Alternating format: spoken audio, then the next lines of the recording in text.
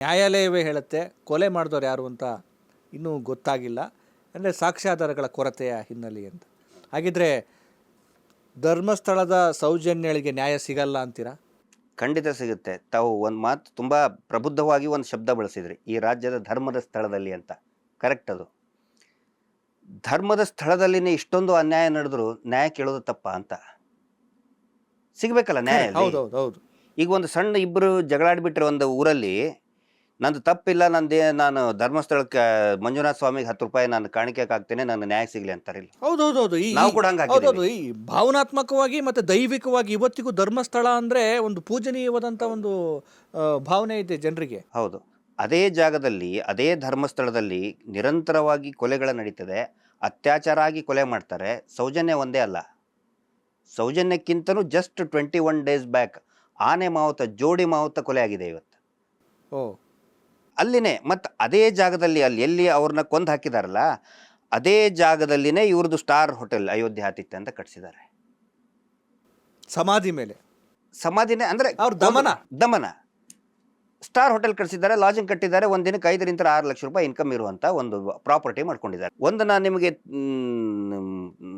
ಭಾಳ ಇದರಲ್ಲಿ ಹೇಳ್ತಾ ಇದ್ದೀನಿ, ನಾನು ಓಪನ್ ಆಗಿ ಹೇಳ್ತಾ ಇದ್ದೀನಿ, ನಾವು ಅವ್ರಿಗೆ ಸಾಂಪ್ರದಾಯಿಕ ವಿರೋಧಿಗಳಲ್ಲ. ಕರೆಕ್ಟ್. ನಾವು ಅವ್ರನ್ನ ನಂಬಿದವರು. ಈ ಮಾತನ್ನು ನಿಮಗಲ್ಲ, ನನ್ನ ಕಾನ್ಷಿಯಸ್ಗೂ ನಾನು ಹೇಳ್ಕೊತಾ ಇದ್ದೀನಿ. ನಾವು ಅವ್ರಿಗೆ ವಿರೋಧಿಗಳಲ್ಲ ನಾವು. ಆದರೆ ನಾವು ಯಾರನ್ನ ದೇವರ ಸಮಾನ ಅಂತ ನಂಬಿರ್ತೀವಿ, ಅವರಿಂದ ನಮ್ಮ ಸಮಾಜಕ್ಕೆ ನೋವಾದಾಗ ಖಂಡಿತ ನಮಗೆ ಸಿಟ್ಟು ಬರ್ತದೆ. ಅದನ್ನು ನಾವು ಪ್ರಶ್ನೆ ಮಾಡ್ತಾ ಇದ್ದೀವಿ. ಎಸ್, ಮಟ್ಟಣ್ಣನವರೇ, ನೀವು ಪೊಲೀಸ್ ಅಧಿಕಾರಿಯಾಗಿರ್ತೀರಿ. ಸೌಜನ್ಯ ಕೊಲೆ ಕೇಸನ್ನು ನೋಡಿದಾಗ ಅದರ ಬಗ್ಗೆ ಸ್ವಲ್ಪ ಡೀಟೇಲಿಂಗ್ ಹೇಳೋದಾದರೆ, ಆ ಬರ್ಬರತೆ, ಅಲ್ಲಿ ಆಗಿರುವಂಥ ಏನು ಸಾಕ್ಷ್ಯಗಳ ನಾಶ, ಅಲ್ಲಿನ ಅಧಿಕಾರಿಗಳ ಒಂದು ಷಡ್ಯಂತ್ರ, ಅದ್ರ ಬಗ್ಗೆ ಸ್ವಲ್ಪ ಡೀಟೇಲ್.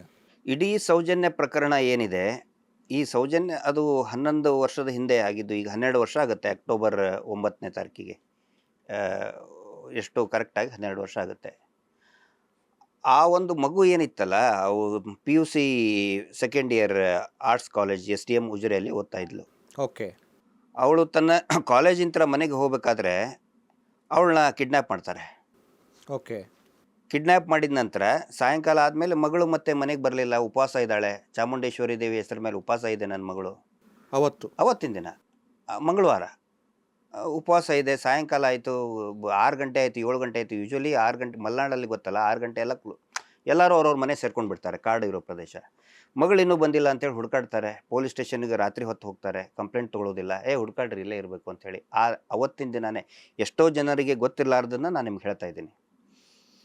ಅವತ್ತಿನ ದಿನ 10 ಗಂಟೆಗೆ ಆ ಸೌಜನ್ಯಾಳ ಮಾಮ, ಅಂದರೆ ತಾಯಿ ತಮ್ಮ ಇಬ್ಬರು ಕೂಡ ಇವ್ರ ಹತ್ರ ಹೋಗ್ತಾರೆ. ಇಡೀ ಜನ ಎಲ್ಲ ಹುಡುಕಾಡ್ತಾರೆ ಅವತ್ತು. ಓಕೆ. ಅವರ ರಿಲೇಟಿವ್ಸ್ ಮನೆ ಕೇಳ್ತಾರೆ.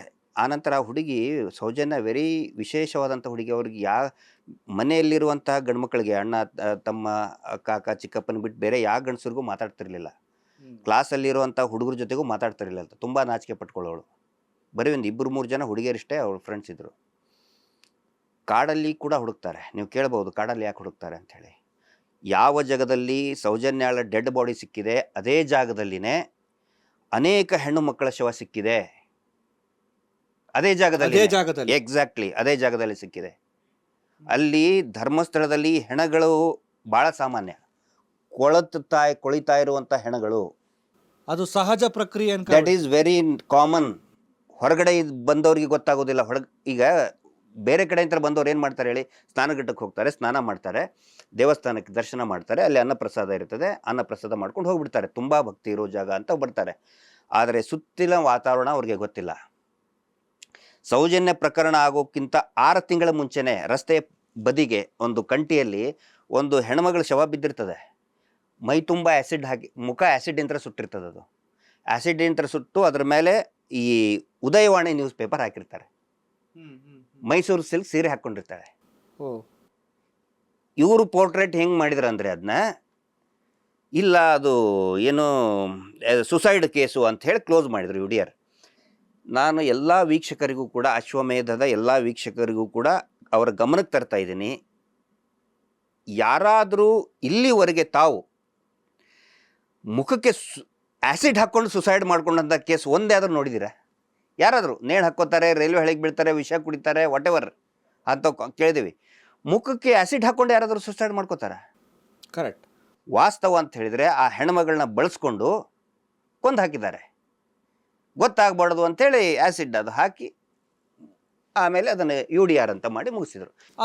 ಅದೇನು ಅಷ್ಟು ಸುದ್ದಿ ಏನು ಆ ಸುದ್ದಿ ಅಷ್ಟು ಸದ್ದು ಮಾಡಲಿಲ್ಲ, ಆಗಲಿಲ್ಲ.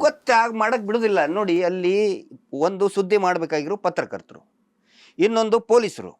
ಅಲ್ಲಿ ಪತ್ರಕರ್ತರ ಪರಿಸ್ಥಿತಿ ಎಷ್ಟೊಂದು ದಯನೀಯವಾಗಿದೆ ಅಂತ ಹೇಳಿದರೆ, ಹಿಂದೆ ಲಂಕೇಶ್ ಪತ್ರಿಕೆ ಬರೀತು, ಬೇರೆ ಬೇರೆ ಅಮೃತ ಪತ್ರಿಕೆ, ಶಂಕರ್ ಭಟ್ ಅಂತ ಇದ್ದಾರೆ, ಆ ಅಮೃತ ಪತ್ರಿಕೆನೇ ಸುಟ್ಟು ಹಾಕಿದ್ರು ಇವರು.